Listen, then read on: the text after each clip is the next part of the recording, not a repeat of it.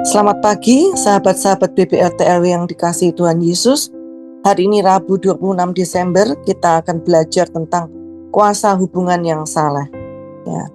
Apa itu hubungan yang salah? Hubungan yang salah adalah suatu hubungan yang membangun, menegur, menasehati, menyemangati, dan mengingatkan kita akan jati diri kita dalam Kristus dan panggilan kita di dalam Tuhan.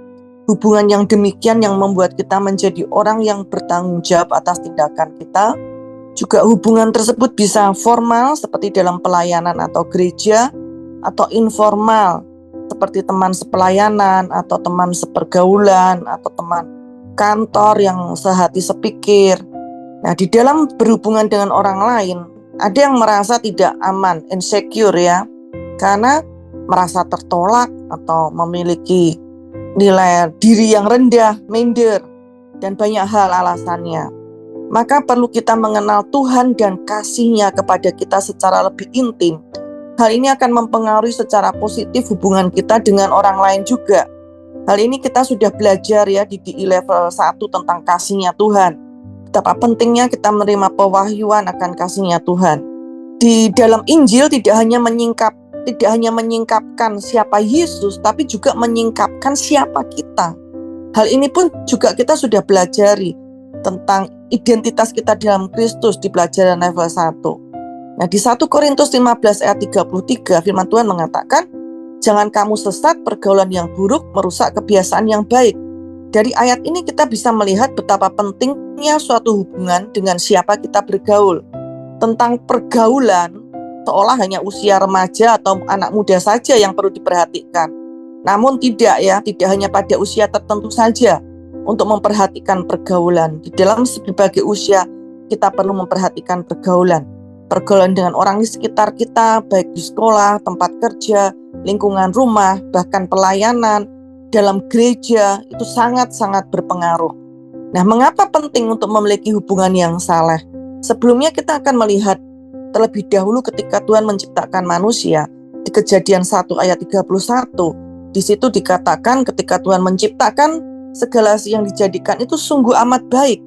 Tuhan sudah menyelesaikan penciptaannya di sungguh amat baik. Namun di Kejadian 2 ayat 18 Tuhan berfirman tidak baik kalau manusia seorang diri. Dari ayat ini kita melihat bahwa muncul perkataan tidak baik manusia itu seorang diri.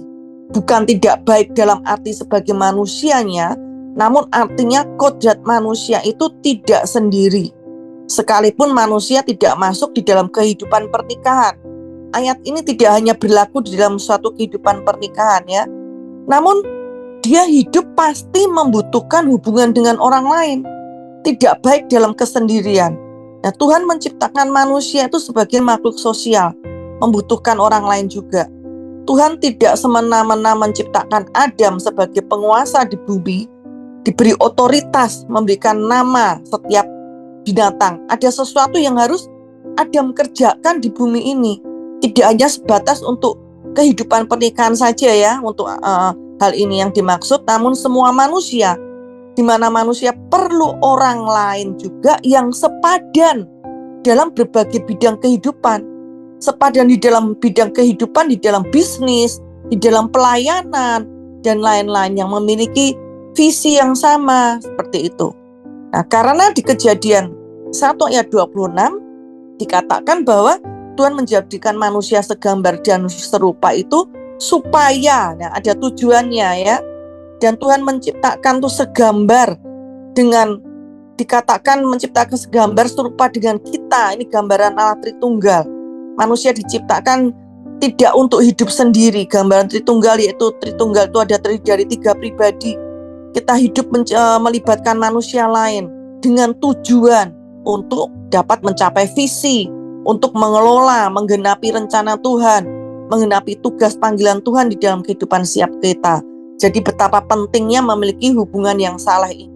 Kita bisa baca di 1 Korintus 12 ayat 12 sampai 14, nanti lebih bisa baca sendiri di rumah secara detail ya.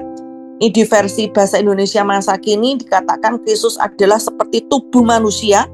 Tubuh itu satu tapi banyak anggota. Semua anggota meskipun banyak merupakan satu tubuh. Nah, di situ Dikatakan seperti itu, kita dijadikan satu pada tubuh Kristus. Sebab tubuh itu sendiri tidak terdiri dari satu anggota, tapi banyak anggota. Secara fungsional kita bagian dari tubuh Kristus itu saling terhubung satu dengan lain.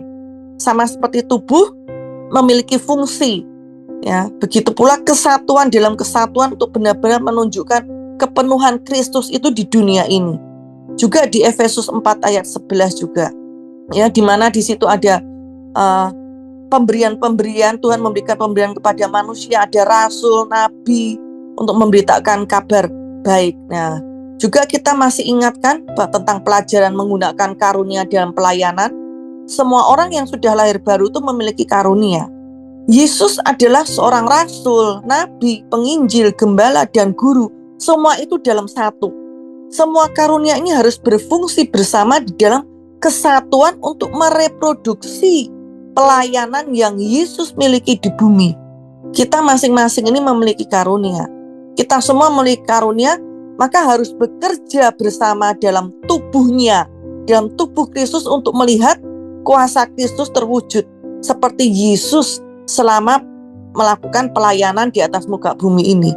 Seperti yang disampaikan di Roma 12 ayat 4-7. Nanti bisa dibaca lebih detailnya, bahwa tubuh memiliki banyak anggota. Setiap anggota ada tugasnya masing-masing.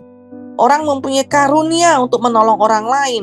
Menolong di sini semua perlu berfungsi bersama untuk melepaskan kepenuhan hidup Kristus. Kepenuhan hidup Kristus melalui setiap kita. Kita saling melengkapi. Jadi jangan merasa terancam dengan karunia yang dimiliki orang lain. Di Yakobus 3 ayat 14-16 juga dikatakan, jika kamu menaruh iri hati, perasaan iri hati, mementingkan diri sendiri, janganlah kamu memegahkan diri, janganlah berdusta. Itu semua ada hikmat yang bukan dari atas, tapi dari dunia, dari nafsu manusia, dari setan-setan. Sebab di mana ada iri hati, mementingkan diri sendiri, di situ ada kekacauan dan segala macam perbuatan jahat. Jelas firman Tuhan mengatakan hal tersebut dari dunia, dari manusia, bahkan dikatakan setan-setan. Itu semua penyebab kekacauan dan perbuatan jahat. Di mana seseorang tidak beres di dalam area tersebut, maka akan selalu menyebabkan konflik dimanapun berada. Tidak ada kepentingan pribadi. Semua itu untuk kepentingan kerajaan Allah dan memberkati jiwa-jiwa. Jadi, jangan buka celah iblis untuk memecah belah tubuh Kristus. Dan di Yohanes 13 ayat 35 versi bahasa Indonesia masa kini dikatakan, kalau kalian saling mengasihi, semua orang akan tahu bahwa kalian adalah pengikut-pengikut Kristus. Tanda sebagai pengikut Kristus, kita saling mengasihi.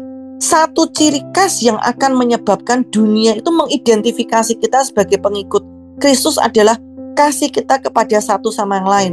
Bukan mengidentifikasi dengan yang lain itu tentang doktrin atau ciri khas lain.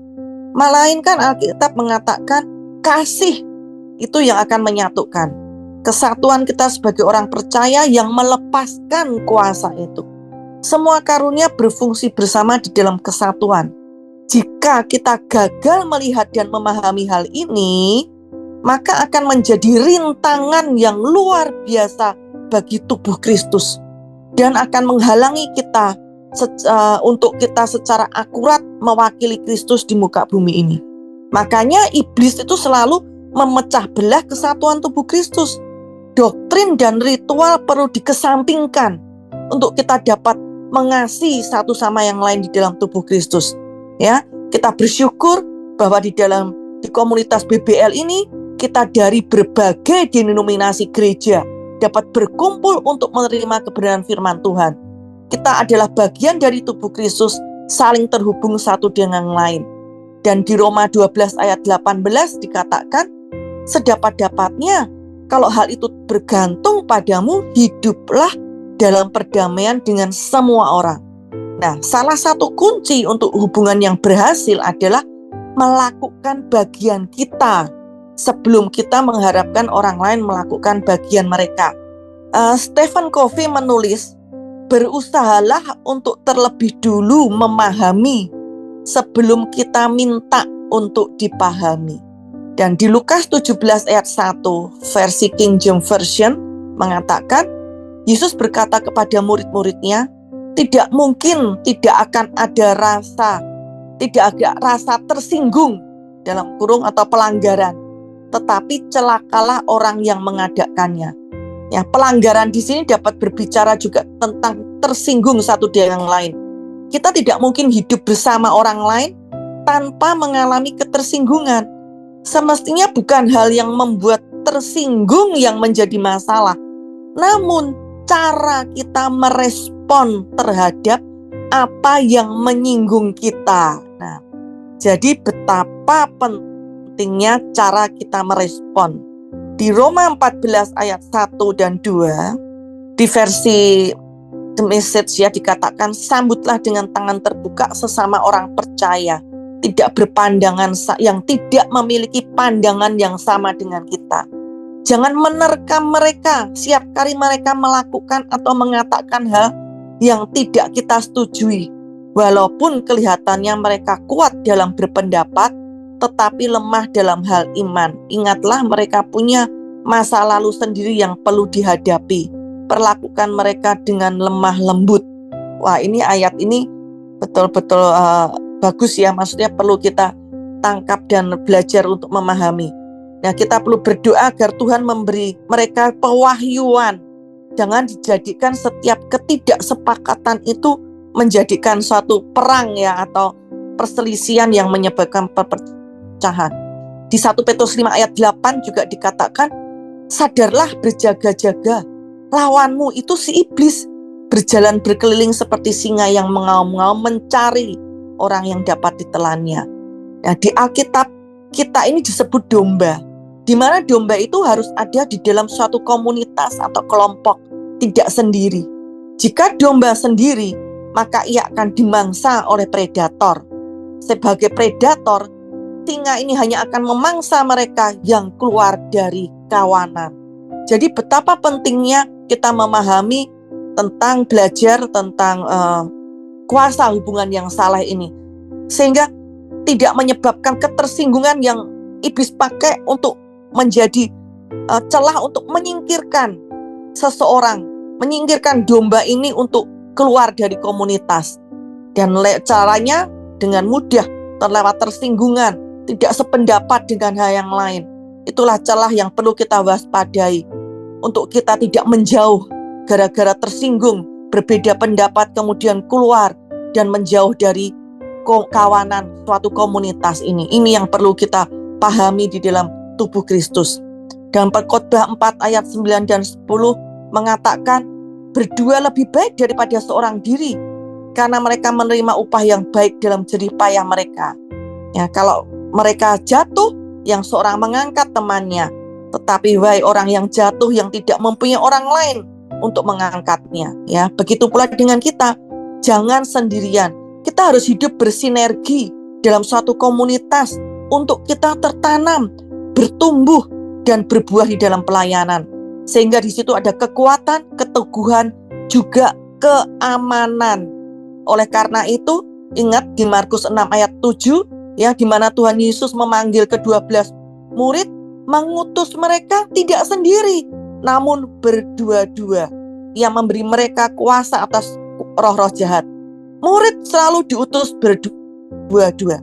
Dari ayat-ayat tersebut kita mengetahui betapa pentingnya hubungan yang saleh untuk menghindari musuh, memanfaatkan kesendirian kita, untuk menghindari musuh, memecah belah tubuh Kristus, untuk menghindari musuh, menggagalkan rencana kita menggenapi panggilan dan rancangan Tuhan di dalam kehidupan kita setiap orang percaya.